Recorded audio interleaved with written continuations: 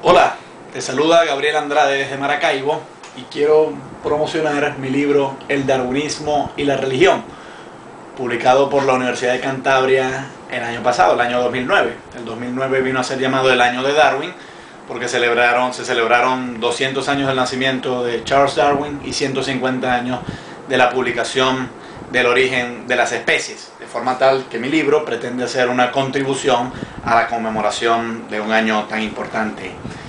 Mi libro está dividido básicamente en 7 capítulos. Un primer capítulo constituye una presentación de los fundamentos de la teoría de la evolución, así como sus antecedentes, como punto de partida para evaluar cuál es la relación entre el darwinismo y la religión, que de eso es el tema principal de mi libro, en base a 3 premisas indiscutidas: la sobrepoblación, la variabilidad y la herencia. Darwin construyó un sistema teórico según el cual unas especies se transforman en otras y en última instancia todos los organismos comparten un ancestro en común.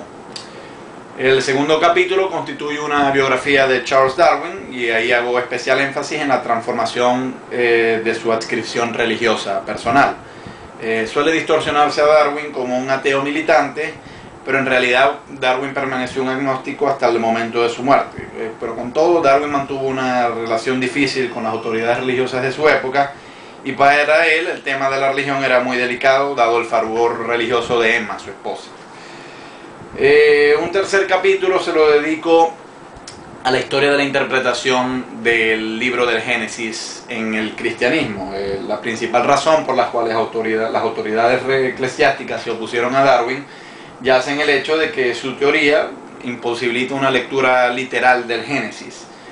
Pero la hermenéutica cristiana no siempre se ha aferrado al sentido literal de las escrituras. Entonces el tercer capítulo estudia cómo la hermenéutica bíblica se ha desarrollado, en particular con respecto a la manera de interpretar el Génesis.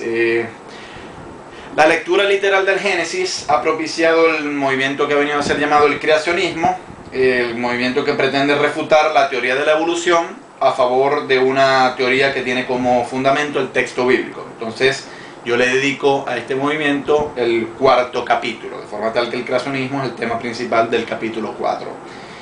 El 5º capítulo discute las implicaciones del darwinismo sobre la posibilidad de aceptar el argumento teleológico para la existencia de Dios. Esto es, el argumento según el cual el universo exhibe un diseño y un propósito, de lo cual haya de inferirse la existencia de un diseñador. La discusión sobre este argumento en el libro, en el capítulo, no se confina solamente al origen de las especies, sino también a cuestiones sobre el origen de la vida y el universo. Un 6º capítulo, el 6º capítulo probablemente yo considero que es el más controvertido.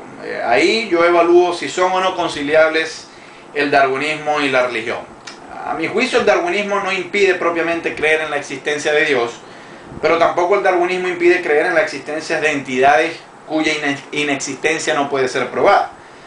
Yo creo que el asunto que debe discutirse acá no es propiamente si un darwinista puede o no aceptar la existencia de Dios, sino si una persona racional puede o no aceptar la existencia de Dios. Creer o no en Dios termina siendo una cuestión de fe, privilegio de cada quien, pero ya de asumirse que, bueno, que si por fe es legítimo aceptar la existencia de Dios, entonces quizás también es legítimo por fe aceptar la existencia de ovnis, de chupacabras o de las hadas madrinas.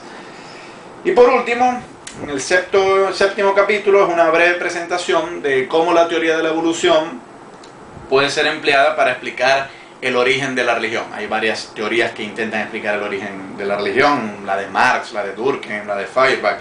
Darwin no se ocupó propiamente de este tema, pero sus seguidores han empleado las herramientas de su teoría para intentar elaborar una explicación sobre por qué el hombre tiene religión. Entonces, bueno, tradicionalmente las religiones conciben que Dios creó al hombre, pero la teoría de la evolución ofrece algunas oportunidades para contemplar la posibilidad inversa, es decir, que el hombre creó a Dios y explicar cómo. De manera tal que te invito a leer mi libro, El Darwinismo y la Religión. Si estás en Venezuela, me puedes escribir a gabrielernesto2000@yahoo.com, gabrielernesto2000@yahoo.com. Si estás fuera de Venezuela, te puedes poner en contacto con la Universidad de Cantabria en España, que ellos son los encargados de distribuir los libros Y también, si lo deseas, me puedes dejar un comentario aquí en la parte de abajo.